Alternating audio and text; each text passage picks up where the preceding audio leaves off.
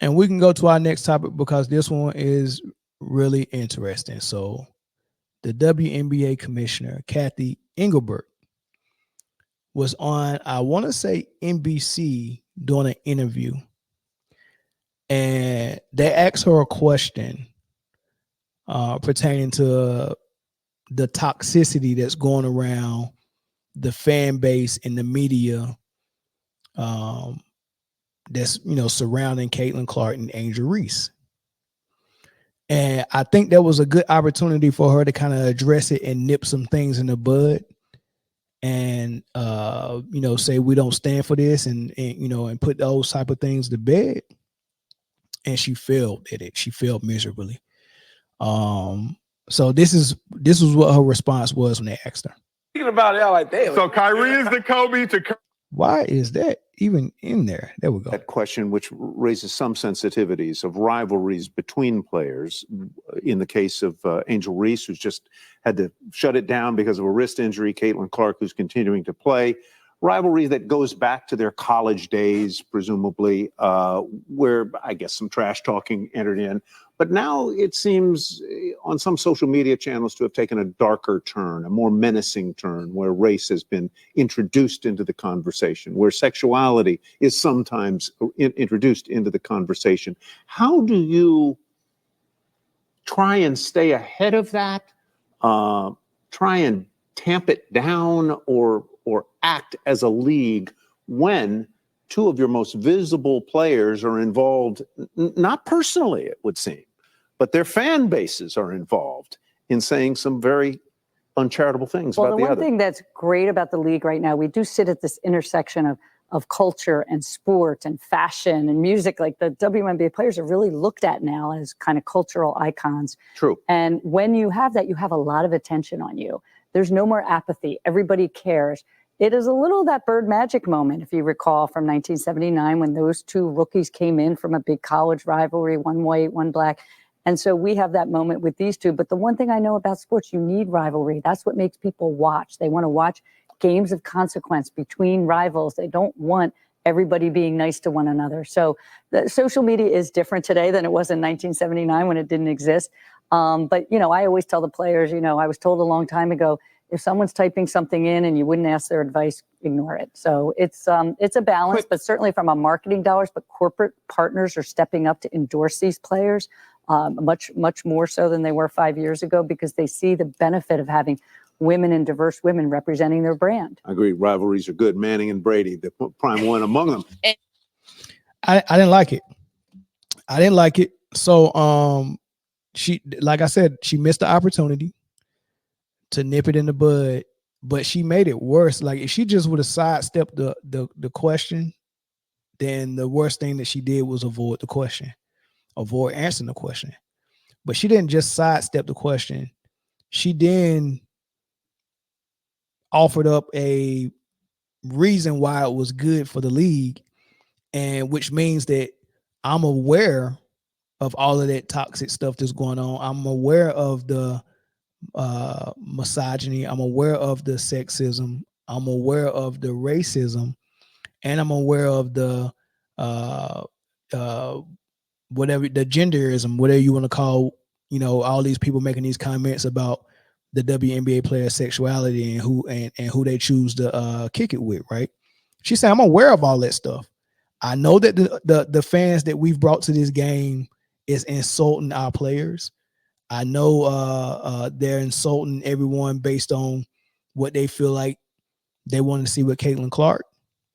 And I think it's good for the league, because remember, this happened with Magic and Bird, and one was white and one was black, and this and that. And I'm like, wait, so you okay with this going on because it's growing your league, right? So I'm like, man, that is insane, man. Like, you got to do better than that, right? So what happened? The Players Association president, who is the mother of Jaren Jackson Jr., that plays for the Memphis Grizzlies, married to Jaren Jackson Sr., right? And who also, she was a former athlete herself. She released a statement right after that interview. She dropped this. This is a statement from the executive director of the PA. Here is the answer that the commissioner should have provided to the very clear question regarding racism, misogyny, and harassment experienced by the players. Now, what racism are we talking about? Well, you already know I did a video with examples of what the racism looked like coming from the new fans that are surrounding the WNBA now. That racism was, aimed at a lot of Angel Reese and her teammates, and we've seen it at a high level even when she was in college with the article that came out calling them dirty debutantes, and all these things is going on. I'm like, man, what the heck is going on? They called the South Carolina player thugs, bullies, and all this stuff just because they're big and play physical. Like, they didn't want physicality in college either. So I know it's just a chip off the old block when we see it in the WNBA. All right. So what was the misogyny? I mean, the way Stephen A. Smith and Shannon Sharp talked to Monica McNutt and the ladies that was on that panel, Michelle Dominque and all that stuff, the way they talked to them and felt like, hey, look, man, I don't care if you've been at the WNBA for 10, 15 years. I don't care if you played in the league. I don't care if you're a vet. I don't care if you're a Hall of Famer. I'm a man and I'm part of the NBA. So I should be able to tell you what y'all should be doing in y'all WNBA league, right? And y'all should be doing X, Y, and Z, and y'all should be rolling out the red carpet for Caitlin, and y'all should be doing this, and she bought y'all chartered flights, and y'all should be doing it. Stop competing, stop fouling her hard, stop doing this. Y'all are jealous, and they're saying, look, we're not jealous. We just want to compete. Yes, you are jealous, and that's the misogyny. Like, I mean, they was talking down on these girls. Well, they really needed to be quiet and say, all right, what type of league do y'all want? I get it. I can say one time and say my piece. I think y'all should do it this way, but it's not my league, it's y'all's. I'm gonna let y'all do it, but this is just my opinion. I would respect it. But to say this is what I think, and then the women say, nah, it's not like that. This is what we think. And we say, well, you're wrong, and I'm a man. Like I think that's horrible. We got our own league that we can shape and mold the way we want to mold it. They don't have to shape and mold their league the same way we did it. I know they want success. And you're saying, hey, look, man, y'all can be successful if y'all do what the NBA did. Well, you know what? They might not want to do it like that. Have that ever occurred to people like we might not want to do it the way the NBA did? The NBA is a dying product now because some of the decisions that they made. We don't want to go down that road. We seen y'all messed up. Y'all can barely win in the Olympics. So, I mean, you got Jokic and Giannis and Luka saying it's easier to score in the European League. It's easier to score in the NBA than it is the European League. That's horrible. We're supposed to be the best league in the world, and it's easier to score in our league. That's not the case for the WNBA right now. The WNBA has a very good brand of basketball. Don't change it because of one player needs it changed so she don't have to face physicality. Don't change it. What was the harassment? Following the Sky players to their hotel room after the game, all because someone bumped Caitlin Clark in the game. The media coming after them, continuously calling them jealous, continuously calling them gay, saying they're jealous because she's straight. That's the harassment. So to not address any of that as the commissioner is wrong. In the purple, there is absolutely no place in sport or in life for the vile, hate, racist language, homophobic comments, and misogynistic attacks on players that our players are facing on social media. I agree. This is not about rivalries or iconic personalities fueling a business model, which is what Kathy said in the interview. She said this rivalry is good for the league. The personalities of Caitlin and Angel is fueling the league. Well, you're trying to fuel this league, but at the expense of the mental health of Caitlin Clark and the mental health of Angel Reese. They shouldn't have to do it. Like you got on the shoulders of Caitlin Clark all of white America and everyone who is I don't know, it's just like it's too much for her. when her best friend is Kate Martin, who has a girlfriend, and you're putting Caitlin Clark as the face of all straight women and pitting her against the entire WNBA because you think the entire WNBA is not straight. And her best friend is Kate Martin, who has a girlfriend. So you do you think she has a problem with people who like the same sex? I don't think she do. But her fan base is making her the face of all the straight women, all the straight white women. That's unfair. That's too much on her shoulders. And then now you got Reese, who got all the Caitlin Clark fans and the media just trashing her and making her a target, all because they think she don't like Caitlin Clark. That's unfair. All because you want to grow the league, Commissioner. That's unfair, right? And you had to make that dumb statement, and it took the Players Association to come out with a statement. This kind of toxic fandom should never be tolerated or left unchecked. The fandom that followed Caitlin Clark to the league is mostly toxic. You do not have to insult other players to root for Caitlin Clark. You do not have to boycott the entire Olympic in support of Caitlin Clark because she didn't get picked on the team. You do not have to go on your YouTube channels or your social media account or your newspapers, Barstool Sports, Outkick the coverage. You do not have to go on there and continuously watch everything that Angel Reese does so you can attack her about doing it or not doing. You do not have to do all those things. So when those things go unchecked, yes, it is a bad thing. It demands immediate action and frankly should have been addressed a long time ago. The commissioner never addressed it. So now the Players Association's got to step in. As director of the WNBA PA, now in my 9th season, I can say that we wholeheartedly welcome the rising interest in the WNBA over the past few years, particularly the surge in fandom sparked by the electrifying rookie class led by Angel Reese and Caitlin Clark. So she's saying, look, we welcome y'all. We wholeheartedly welcome y'all to all the interest in the NBA. We love it.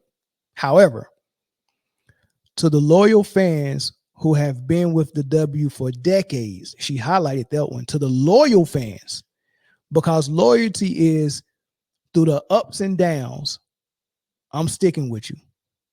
Loyalty is not, well, if Caitlin don't get drafted or she don't get selected by the Olympics, we're not watching. That's not loyalty to the WNBA. So why watch any WNBA games that if you don't love the WNBA or you don't like the product or you're not loyal to it? There were fans that were already here that was loyal. So just like the Three Little Pigs story, you can build your house with wood, you can build your house with straw, but I'd much rather you build your house with brick. Brick is a loyal fan. That's a fan that doesn't blow away easily when the big bad wolf comes. Those are the fans we want. Those are the people that's part of the foundation of the WNBA. Those are the people that keep us going. The ones that can, those fair weather fans that can blow in the wind and go either way. Like, what if Caitlin Clark, if all this fandom is just for Caitlin Clark, what if she gets hurt? God forbid. Now we got a league that we can't even keep up what we was doing because y'all just here for one player. It's ridiculous. So she's saying, look, the loyal fans who have been with the W for decades, thank you for your unwavering support. That support is unwavering. It don't change. We're here. But the ones is let's boycott the Olympics. The whole league is jealous. The whole league is against one player. All these threats. Oh, if y'all don't stop pushing Caitlin, we just go stop watching. Now what is going to happen with your charter flights? Like, these are threats.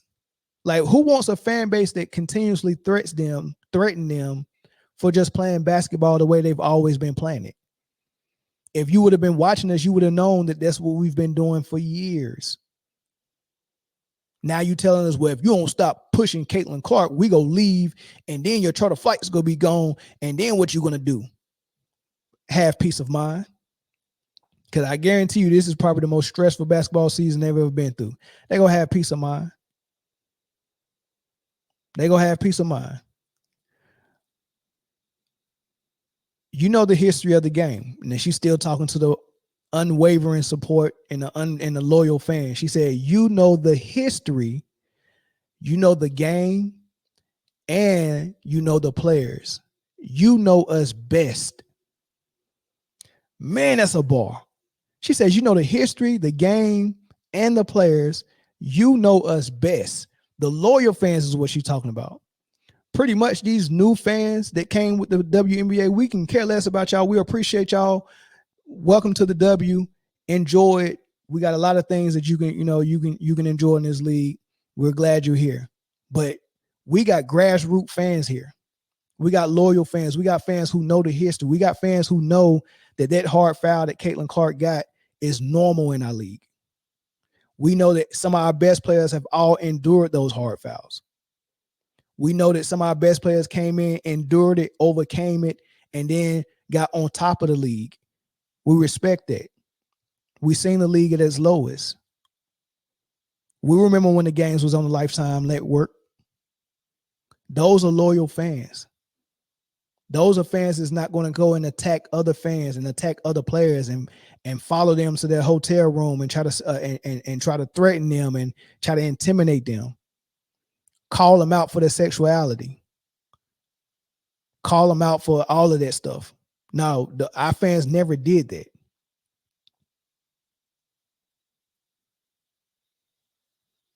And God forbid the hate that, Paige Bucher's got of UConn when she just went on her platform when she won her ESPYs award and gave a lot of shout out to the women of color that contributed to the basketball. She got hate for that. So come on, man, we're not fools. And to our new fans, okay, new fans, we got something for y'all too. And to our new fans, welcome with an exclamation mark. Your energy and passion are recognized and appreciated because that's all they bring to it is energy, passion, and money because they're buying tickets and buying merchandise. Your energy and passion are recognized and appreciated, but that's all you got. You got energy and passion, but our loyal fans, they got history. They know the game. They know the players. They know them best. And they got passion and energy. So these new fans, you just got passion and energy, but our loyal fans, they got it all and they know us better and they got history with us and they grassrooted and they know the game. All of those things. We got these new fans that admitting, I've never watched basketball a day in my life. These new fans are, hey, I've never watched before. I'm only here for Caitlin Clark. I've never watched WNBA. Some I've never watched basketball. Some I've never watched college sports. Some I've never watched women's basketball. But I'm here for Caitlin. Welcome. We welcome y'all. But we was fine without y'all. Don't get it twisted. All right. And to the right. But let's be clear. Fandom should lift up the game, not tear down the very people who bring it to life. Racism and the toll it takes on everyone is never tolerable, let alone justifiable.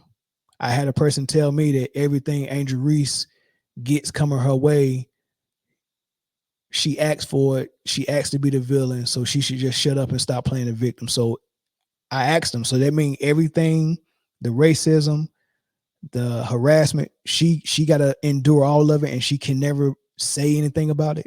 Like they want to kind of like push you into a corner or put you in a duo twist what's the word I'm looking for?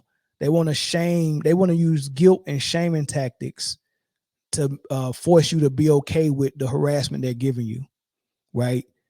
And that's when you hear them say, well, she asked to be the villain, so you can't cry now. Remember, Emmanuel Acho said, well, you can't cry at the podium after you lose because you wanted to be the villain. Villains can't cry, right? So basically, everything that has been done to Caitlin Clark, she just got to take it on the chin and don't say nothing about it so they can keep doing it in the dark and nobody ever know that they're doing it. That's the only reason why they say, man, you can't tell because you wanted to be the villain. And I was like, man, well, who's allowed to be the victim? I want to, like, what do you got to do to be a victim? If someone targeting you and victimizing you is not enough for you to be a victim, what else you got to do to be a victim? I want to know. This is about more than just basketball. Oh, I'm sorry. Let alone justifiable in the name of economic growth, because that's another thing the commissioner said. This is what we need. We need a little drama to grow. So in her head, look, man, I'm fine with this because there's money coming in. I ain't about to change nothing. Bring all your toxicity, harass my players, do all this. Just deal with it. But nah, it shouldn't be like that. This is more than just basketball. It's about respect, accountability, and setting the standard for what we will and will not accept in our sport and society. And she's right. And she's right 100% right. Breanna Stewart is part of the players union. They interviewed her after her Liberty game and they asked her about it. This is what she said. Like, to be honest, I saw the interview today and then have been in talks with Terry at the WNBA. I think that it's kind of disappointing to hear because, the way that the fans have surged, and especially behind Caitlin and Angel coming to this league, but also bringing like a race aspect to a different level. And, there's no place for that in our sport. And I think that's really it, is we want our sport to be inclusive for race, gender, and really a place where people can be themselves. So we wish, obviously, Kathy would use her platform in a different way and have made that a little bit better, but kind of just telling the fans, like, enough is enough, become a fan of our sport. And for the new ones, like, lock in on everybody, but don't be disrespectful, because as a league, like, we stick together and there's no place for that. And I'm not going to stop there, because before the All-Star break, at the beginning of the season, when all this was going on and getting really bad, because they was attacking everybody, all because Caitlin Clark could not get her shots off. She was turning the ball over. They were losing. They were pissed off. People were saying, you're messing up the money. Why are y'all playing her so hard? They asked her about that, and she had to come out and say the same kind of thing. But just to ask you directly, when people use your name for racism, misogyny, whatever, what is your response to that? Yeah, I think it's disappointing. I think, everybody in our world, deserves the same amount of respect. The women on our league deserve the same amount of respect. So people should not be using my name to push those agendas. It's disappointing. It's not acceptable. But yeah, this league is a league I grew up admiring and wanting to be a part of. Like, some of the women in this league were my biggest idols and role models growing up and helped me want to achieve this moment right here that I get to play in every single night. So just treating every single woman in this league with the same amount of respect, I think, is just a basic human thing that everybody should do. Like, just be a kind person and treat them, how you would want to be treated. And I think it's, very simple. Comments like this: welfare NBA for life. Let's go. Ain't nothing that was said. And these are the players telling you what they want. They don't want this environment around their game. Take it to the NBA if you want to be toxic. Yeah, they might feel different about it. The money they're getting might be worth it. But these women are telling you all money is not good money. I get rid of all this money and Caitlin Clark for a peace of mind to get rid of the fans that came with her. We love Caitlyn. We don't, you know, they're saying we love Caitlyn. We don't want to get rid of her. But if we have to get rid of her to get rid of those fans, then all of y'all can go. And that's why she didn't get picked on the Olympic team. Not because of her fans. Y'all screwed it up for Caitlin Clark. Y'all took that away from her. So yeah, they're going to throw the baby out with the bathwater if y'all don't straighten up. Enjoy the game. You don't have to insult the entire league just for this one player. She don't even want it. So yeah, that's all, man. I'm you know what? I will open the phone lines up for this too, man, because I want to hear people call in that disagree with me, and we can have a civil discourse. Mel, what them fans do when Juju arrives in the league? CC fans gonna have a I don't know. I mean, but she got 3 years because senior year, junior year, well, at least 2. I think you can come out your junior year. Maybe she might forego her senior year, I don't know. But maybe not. Maybe she stays her senior year and try to break records, who knows? But I would love for Juju to come out as early as possible. I mean, we getting Paige next year, so that's gonna help. I mean, I'm telling you, man, these young girls that are coming in the league now man, the league is gonna be so good, man. And we had a league that was exciting like that. The first year it was exciting. It just didn't have a lot of teams, and somehow Houston Comets got they got Tina Thompson, Cheryl Swoops, and Cynthia Cooper. And I'm like, man, they should have had their own squad. Like, how all 3 of them get on one team? Like, they're all GOATs. Tina Thompson, Cheryl Swoops, and Cynthia Cooper, all GOATs. They won 4. Cynthia Cooper only played 4 years in the league. She was 34 when they started the WNBA. She was playing overseas. She played at USC with Cheryl Miller, and then went overseas. When the league started, she was 34 years old and came over here to play. They won the first, second, third, and fourth championship. She won 4 straight and then retired at 38. Or 39 or whatever the case may be. Imagine that. And nobody else couldn't get a ring. Lisa Leslie, Rebecca Lobo, Teresa Witherspoon, who's the South Carolina coach? Don Staley, Teresa Edwards. Teresa Edwards was really good. I didn't like Witherspoon too much because she could dribble and pass, but she was kind of like an Ed Coulter to me. Like, she couldn't shoot all that good, you know what I mean? But she got a championship once Cynthia Cooper left, and she won with the Liberty. So she got a championship. I want to say maybe Sue Bird was on that team with her. I can't remember. But of course, Lisa led it. But nobody couldn't get no rings while Cynthia Cooper was there with Cheryl Swoops and Tina Thompson. That was a wrap. Nobody couldn't get nothing. So we've had a lit league before. But I don't know if y'all knew after NBC didn't have a contract with the WNBA, somebody had the bright idea that, hey, let's put it on the women's network, Lifetime Network channel, and let us show our games there. And I guess they thought that if it was on a women's network, that they would just get an explosion of women supporters. And quite frankly, nobody knew where to find the games at. And Lifetime wasn't advertising. NBC do a great job with the NBA, even better than TNT, right? But when NBC didn't have the WNBA anymore, disappeared.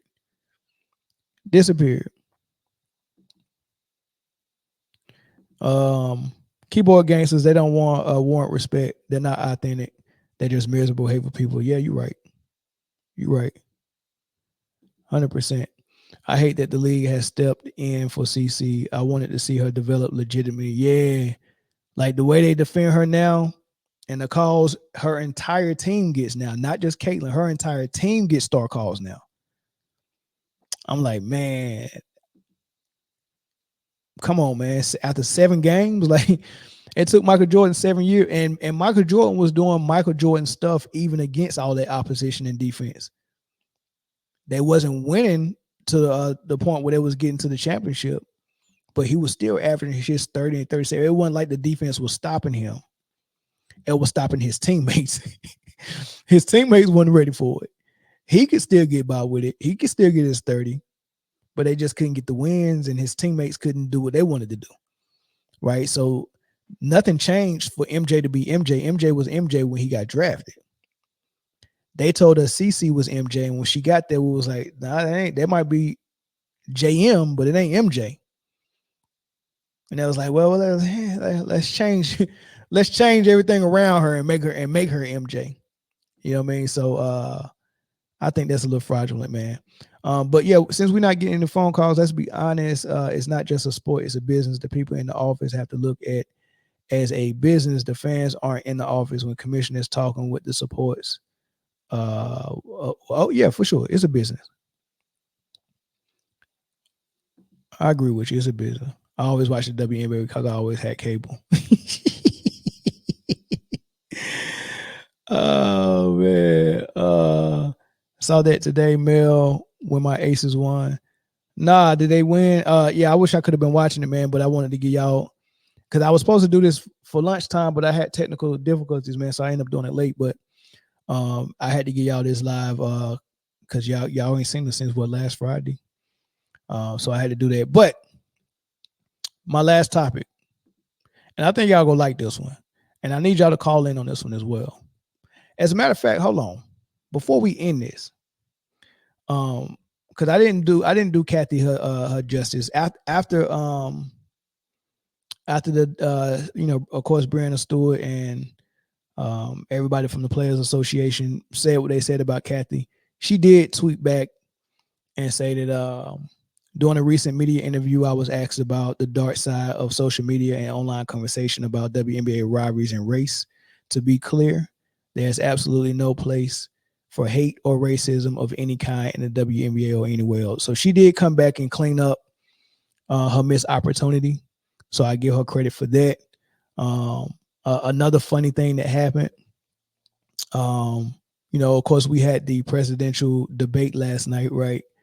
And something happened that was kind of started by Taylor Swift that kind of trickled down to Caitlin Clark, because she's a huge Taylor Swift fan. And Taylor Swift came out and tweeted, as a matter of fact, let me show the tweet here, the original tweet. She came and tweeted and pretty much said that, somebody used AI generated something to make it look like that she was endorsing Donald Trump or something. I don't even know what that original thing was, but she came out and posted on her Instagram account saying that wasn't true. And she said that I'm officially, she said I will be, and this is the third paragraph, I will be casting my vote for Kamala Harris and Tim Walz in the 2024 presidential election. I am voting for Kamala Harris because she fights for the rights and causes I believe need a warrior to champion them. Right, whatever those rights and causes is, I'm pretty sure it has something to do with women's rights. If you look toward the end of that paragraph, she said, it was so heartening and impressed by her selection of running mate Tim Walz, who has been standing up for LGBTQ plus rights, IVF, and a woman's right to hear her own body, for women's right to her own body for decades, right? So women's rights is a big thing. I think Steph Curry kind of said the same thing. Women's rights. He said, I have daughters, my mom, my wife, and all that stuff. He said women's rights is a big thing for him in his house. So women's rights is a lot of things that people are coining these days, which coincide right with what we just got finished talking about with the WNBA. And what really caused a big fuss is you see right there in the red brackets, Caitlin Clark, who follows Taylor Swift, obviously liked her post. And I think that made a lot of her fans maybe scratch their head. And it is what it is with that. What's up, World Breaker? You go like this next topic.